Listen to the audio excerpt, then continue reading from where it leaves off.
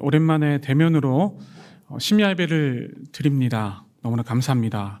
이 시간 서로 함께 인사를 나누도록 하겠습니다. 축복합니다. 네, 존경합니다.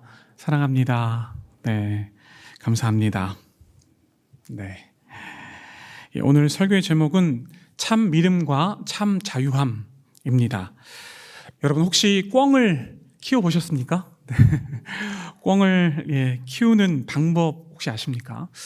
꿩을 키우는 곳에 가보면 옆에 망이 있습니다. 옆에 망이 있는데 위에는 망이 없습니다. 사육사가 꿩을 키우는데 옆에 망은 두지만 위에는 두지 않는다고 합니다. 마음만 먹으면 꿩은 위로 날아갈 수가 있습니다. 그런데 날아가지를 못합니다. 그 이유가 있습니다. 그 이유는 무엇이냐면 이 사육사가 이 꿩 위에 작은 갓을 씌웁니다. 그러면 이 꿩이 위를 쳐다보지 못해서 날아가지를 못한다고 합니다. 위를 보지 못하기 때문에 날아가는 그 새의 의지가 꺾여서 꿩은 날아가지 못한다고 합니다. 열심히 날 수 있고 아름답게 날 수 있지만 이 작은 갓 하나 때문에 날 수가 없는 것이죠. 머리에 씌워진 갓 하나 때문에 이 꿩은 땅만 쳐다봅니다. 먹이만 먹다가 결국에는 어떻게 되느냐? 사람의 음식 재료로 쓰이게 되어서 생을 마감하게 되는 것이죠. 여러분, 사탄이 성도들을 무너뜨리는 방법이 있습니다. 그것은 아주 간단합니다. 무엇이냐면 주님을 못 보게 하는 거예요. 하늘을 못 보게 하는 겁니다. 아주 바쁘게 하는 거죠. 마치 꿩이 작은 갓을 쓰는 것처럼 하늘을 바라보지 못하게 하고 예수님을 바라보지 못하게 하는 것이 사탄이 쓰는 계략이자 또 나름대로의 유혹의 방법이라고 할 수가 있습니다. 다시 말해서 땅의 것만 추구하게 되는 것이죠. 하늘의 것을 추구하지 못하고 땅의 것만 추구하기 때문에 결국 하나님을 바라보지 못하는 것이죠. 땅의 것을 추구하는 것이 나쁜 것만은 아닙니다. 그런데 거기에만 머물기 때문에 그것이 바로 사탄이 유혹하는 방법이라고 할 수가 있습니다. 그렇게 교묘하게 사탄은 우리를 유혹합니다. 여러분, 현재 하늘을 바라보시면서 예수님만으로 만족하고 계십니까? 하늘 소망 가운데에 예수님과 함께 동행하고 계시는지요? 사탄은 우리를 항상 미혹합니다. 미혹하는 방법 중에 아까 말씀드린 것처럼 하늘을 바라보지 못하게 하고 바쁘게 하는 것이죠. 이 빌 하이베즈 목사님께서 쓰신 너무 바빠서 기도합니다라는 책을 보면은 바쁜 시대에 기도를 열심히 해라라는 그런 내용을 통해서 우리에게 기도의 중요성을 가르쳐 주고 있습니다. 열심히 기도하는 것이 우리의 사명이고 또 하나님의 말씀을 보는 것이 우리의 소명이고 사명임에도 불구하고 주님을 생각나지 않게 하는 것이 사탄의 기락이라고 할 수가 있죠. 그래서 내 느낌대로, 내 생각대로, 내 습관대로 하게 되는 것입니다. 마치 갓을 쓴 꿩처럼 주님을 바라보지 못하는 것이죠.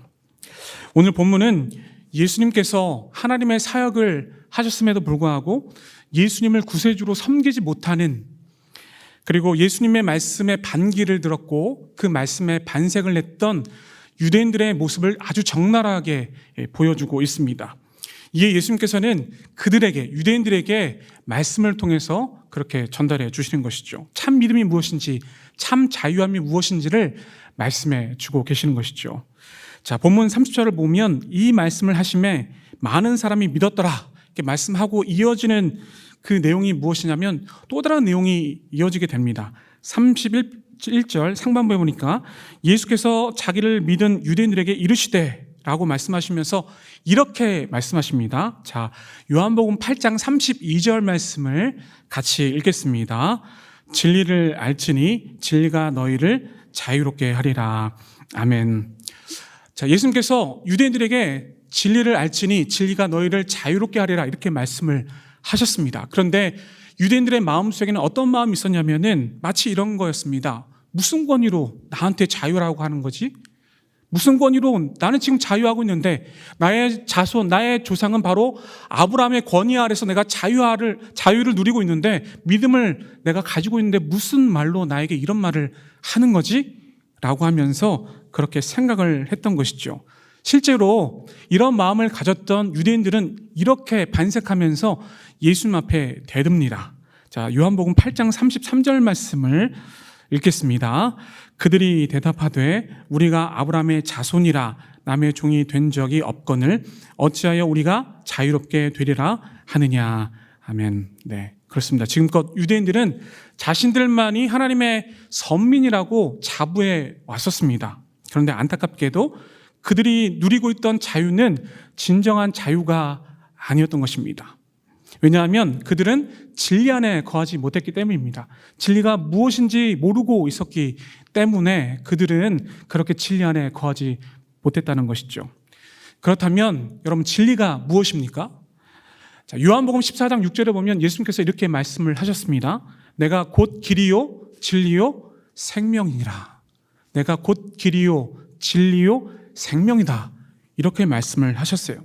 다시 말해서 진리라는 것은 무엇이냐면 하나님의 아들 예수 그리스도, 그분 하나, 그분만이 바로 진리라는 것을 말씀해 주고 있는 것이죠.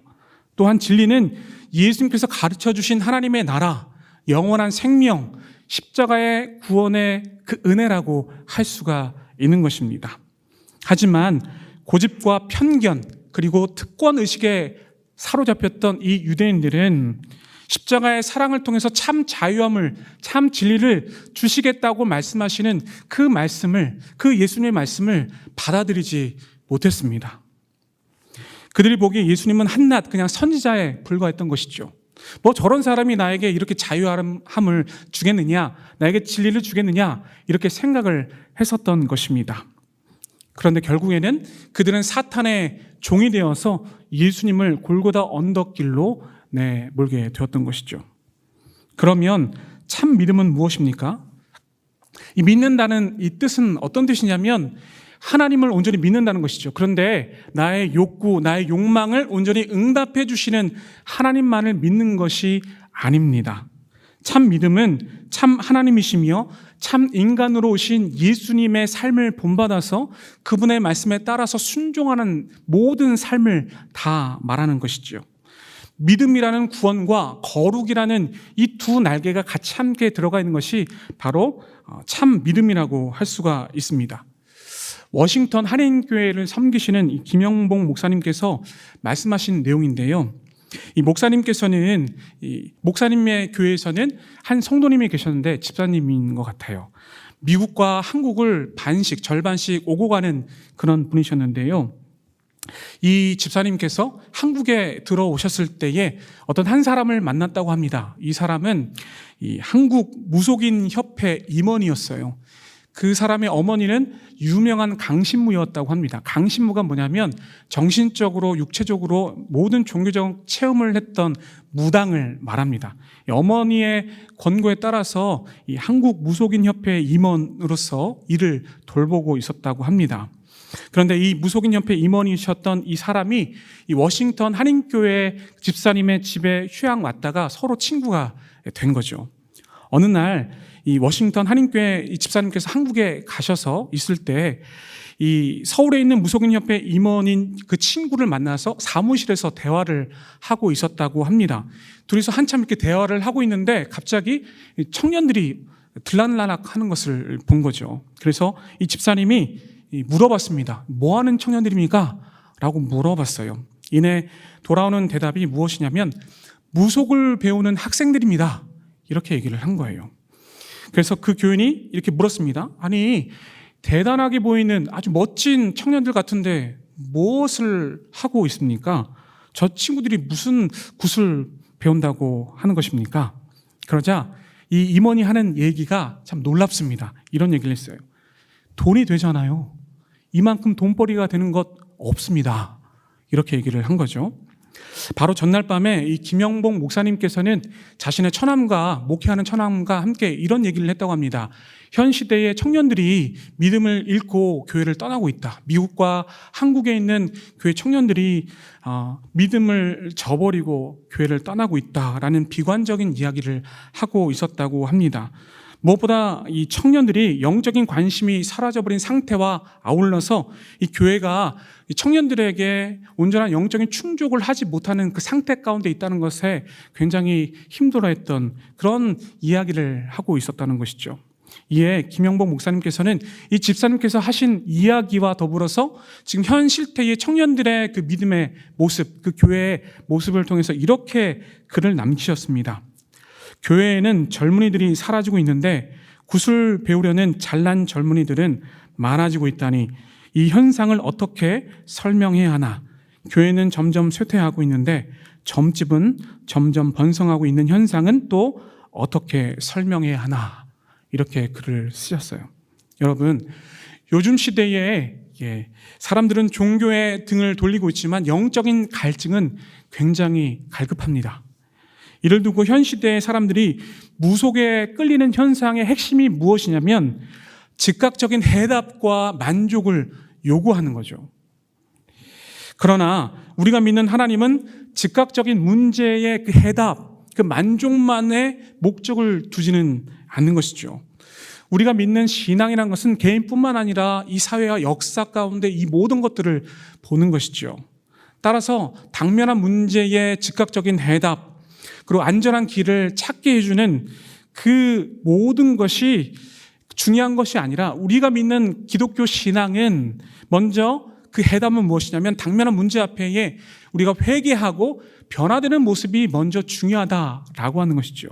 즉 재앙을 피할 방법만을 찾는 것이 아니라 주님의 십자가를 짊어지는 것이 먼저 중요하다라고 하는 것입니다. 이것이 우리가 찾고자 하는, 우리가 믿고 있는 신앙의 해답이라고 할 수가 있는 것이죠. 따라서 복음이 진짜 제대로 선포가 된다면 이 기독신앙은 그렇게 매력이 있는 것이 아닐지도 모릅니다. 실제로 현세적인 즉각적인 해답을 찾고 있는 사람들이 굉장히 많기 때문에 교회를 떠나가는 사람들이 많습니다. 그렇다면 우리는 과연 어떠한 선택을 해야 하겠습니까? 여러분, 하나님께서는 우리에게 복을 주십니다. 자녀의 복도 주시고 건강의 복도 주시고 물질의 복도 주신다는 거죠. 근데 문제는 무엇이 문제냐면 거기에만 그냥 멈춰 있는 거예요. 거기에만 목적이 있는 거죠. 하나님께서는 우리에게 건강의 복과 또 자녀의 복도 주시고 물질의 복도 다 주십니다. 이 모든 것이 중요한 복 중에 하나입니다. 맞습니다. 복이 맞습니다. 그런데 우리에게 주어지는 궁극적인 복은 무엇이냐면 하나님과 우리의 관계가 올바로 서 있느냐가 중요한 거예요. 그 관계 속에 있을 때에 장수의 복, 또 자녀의 복, 물질의 복이 온전히 우리 안에 주어지는 진정한 복이라고 할 수가 있는 것이죠. 따라서 하나님과 온전한 관계에 있을 때에 우리가 온전한 자유함을 누릴 수 있고 온전한 믿음을 가질 수 있다는 이야기죠. 어떤 상황 가운데 있다 할지라도 하나님과 나의 관계가 온전히 서 있다면 그 모든 상황이 자유스럽지 못한다 할지라도 그 안에서 자유함을 누릴 수 있다는 이야기죠. 그렇다면 예수님은 어떠한 자유함을 누리셨을까요? 우리가 예수님의 제자이자 하나님의 백성이기 때문에 주님께서 걸어가셨던 그 길을 우리가 또한 걸어가야 되지 않겠습니까? 그러면 주님께서는 이 물질과 또 이 건강과 또 여러 가지 이 복 중에서 어떠한 자유함을 누리셨을까를 한번 살펴보도록 하겠습니다. 먼저 물질에 대해서 참 하나님이시자 참 인간으로 오신 예수님의 모습을 한번 생각해 보고자 합니다. 우리는 시시때때로 물질의 문제에 있어서 많은 어려움을 직면하게 됩니다. 저도 물질 때문에 굉장히 힘들어하는 경우가 많았는데 여러분들도 마찬가지일 거라고 생각을 합니다. 우리의 몸과 마음이 움츠러들게 되죠. 물질이 없으면 굉장히 마음도 그렇고 몸도 그렇고 좀 여러 가지 어려움이 있습니다. 그렇다면 예수님은 이러한 문제 앞에서 어떻게 자유하셨을까? 예수님께서는 제자들과 함께 말씀을 선포하시기 위해서 두루 다니셨습니다. 이 마태복음 4장 23절에 보니까 온 갈릴리를 두루 다니사 그들의 회당에서 가르치시며 천국 복음을 전파하시며 백성 중에 모든 병과 모든 약한 것을 고치셨다. 이렇게 말씀하고 있습니다. 참 하나님이 육신의 몸을 가지시고 갈릴리 온 땅에 두루 다니시면서 말씀을 선포하셨다는 거죠. 그래서 때로는 말씀을 선포하실 때에 이 물질이 없어서 여러 가지 어려움을 겪으셨는데 때로는 배가 고파서 굶기도 하셨습니다. 이를테면 안식일 날 밀밭 사이를 걷다가 제자들이 밀 이삭을 잘라먹는 일이 있었습니다. 복음서를 잘 보시면 그런 일이 있었죠. 그때 예수님께서 하신 말씀이 무엇이었습니까? 공중의 새와 들의 백합화를 바라봐라. 모든 미물들도 하나님께서 책임져 주시는데 우리 또한 보살펴 주지 아니하시겠느냐라고 말씀을 해 주셨어요. 이렇듯 예수님께서는 물질에 대해서 자유하셨습니다. 부자유스러운 그 상황 가운데서도 자유로운 그 마음 가지고 그렇게 나아가셨던 것이죠. 그리고 궁극적으로 이렇게 말씀하셨어요. 사람이 떡으로만 살 것이 아니요 하나님의 입으로 나오는 모든 말씀으로 살 것이니라.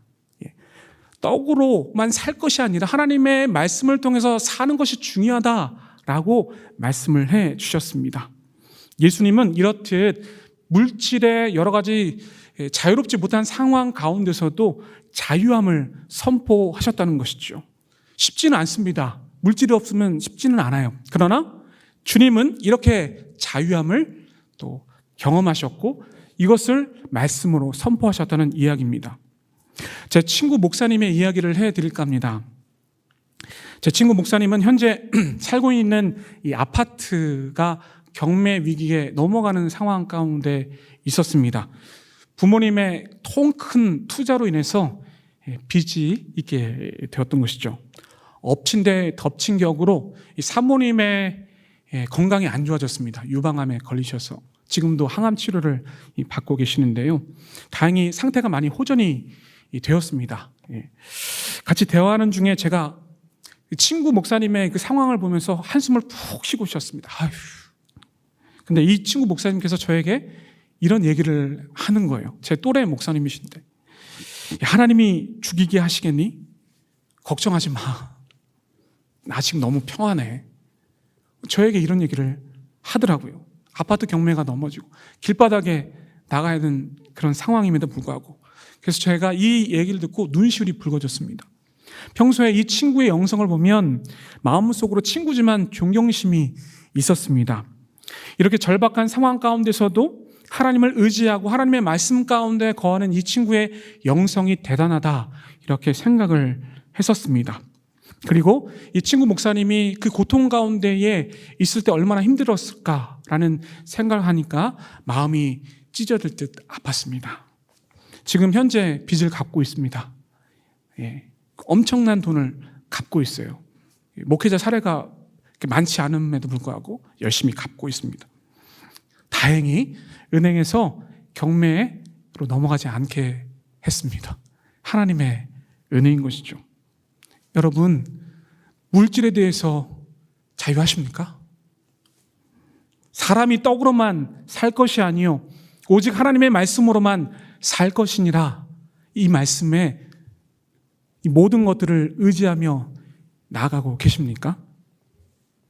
두 번째로 예수님은 자신의 환경과 상황 가운데에 많은 사람들의 그 질문 앞에서 두려워하거나 불안해하지 않으셨습니다. 두려움이라는 것은 어떤 대상 앞에 느끼는 감정입니다. 대상이 내 앞에 있으면, 두려움의 대상이 있으면 내가 막 두려워서 벌벌 떠는 거죠. 이게 두려움이라고 하는 거죠. 불안은 나도 모르는 사이에 어떤 환경이 갑자기 들이닥쳐서 내가 벌벌 떠는 상태를 불안이라고 합니다. 그런데 예수님께서는 어떤 대상 가운데서도 어떤 환경과 상황 가운데서도 두려워하지도 않고 불안해하지도 않으셨습니다. 유대인들이 예수님께 이렇게 얘기했습니다. 조롱하듯이 이렇게 얘기했어요. 너는 누구냐? 너는 목수의 아들 예수가 아니냐? 나사렛에서 무슨 특별한 것이 나겠느냐? 잘난 것도 없지 않느냐?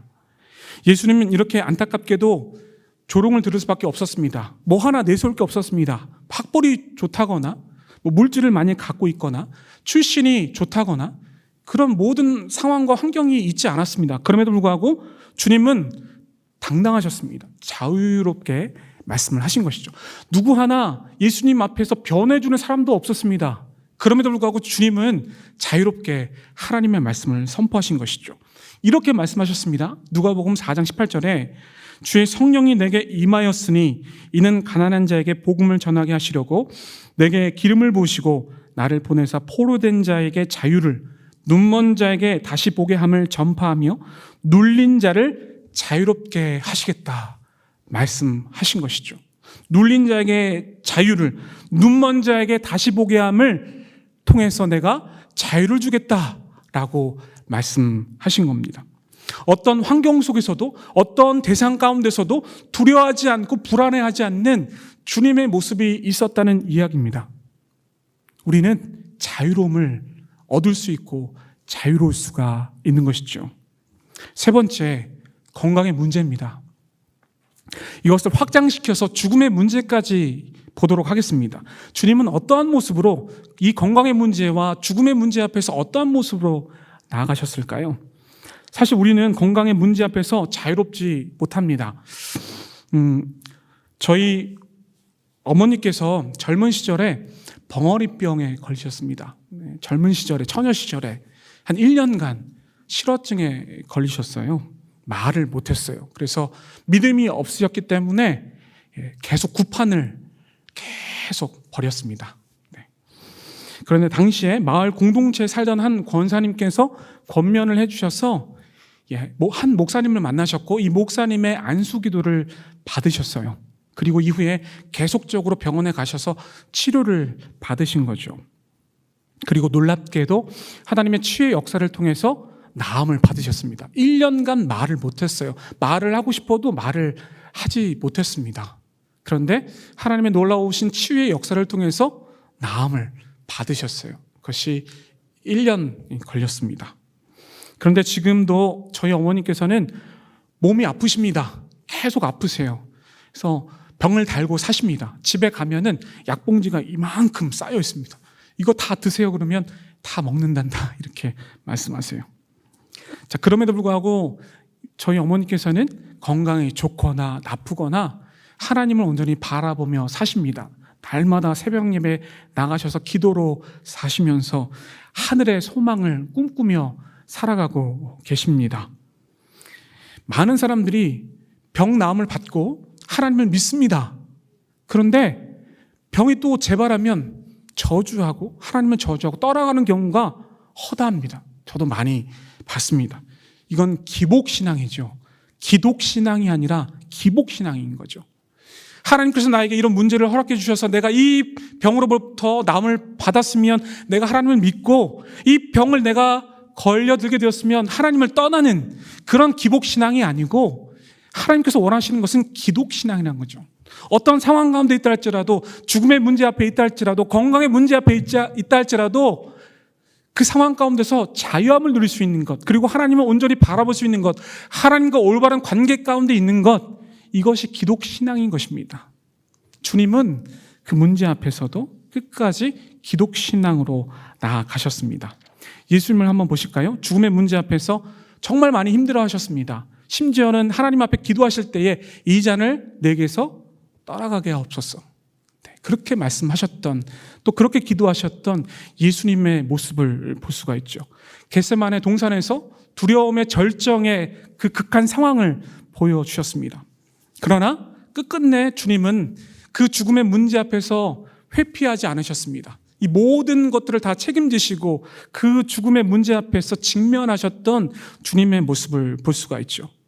스스로에게 이렇게 질문하셨을 거라고 생각합니다. 내가 이 땅 가운데 왜 왔고 내가 왜 십자가를 짊어져야 하는가? 계속 이 질문 앞에서 계속 고통스럽게 그 모든 문제들 앞에서 직면하셨을 것입니다. 그런데 주님께서는 그 모든 문제들 앞에 그 문제의 정확성을 아셨고 그것을 인지하셨고 그것을 받아들이셨다는 거죠. 마가복음 20장 28절을 읽어보실까요? 함께 읽겠습니다. 인자가 온 것은 섬김을 받으려 함이 아니라 도리어 섬기려 하고 자기 목숨을 많은 사람의 대속물로 주려 함이니라. 아멘. 예수님께서 이 말씀을 통해서 자신이 이 땅 가운데 오신 목적을 아셨고 죽음의 문제 앞에서 이 모든 것들을 다 받아들이셨다는 이야기입니다. 우리는 물질의 문제로 자유함을 느끼지 못할 때에 그 문제를 물질로 해결하려고 합니다. 자신의 환경과 조건의 문제 앞에서 자유함을 느끼지 못할 때에 그 환경에서 어떻게든 벗어나려고 합니다. 이 환경에서 벗어나면 무엇인가 해결함을 받을 수 있다라고 생각해서 그렇게 노력하는 거죠. 건강의 문제 앞에서, 특히 죽음의 문제 앞에서 그것을 벗어나려고 합니다. 당연합니다. 인간의 연약함과 인간의 그런 정말 약한 그런 모습 가운데에 이렇게 한다는 것은 너무나도 당연한 것이죠. 그런데 여기서 중요한 것은 참 하나님이시자 참 인간으로 오신 예수님은 모든 문제들 앞에서 진리 가운데 자유하셨다는 거예요.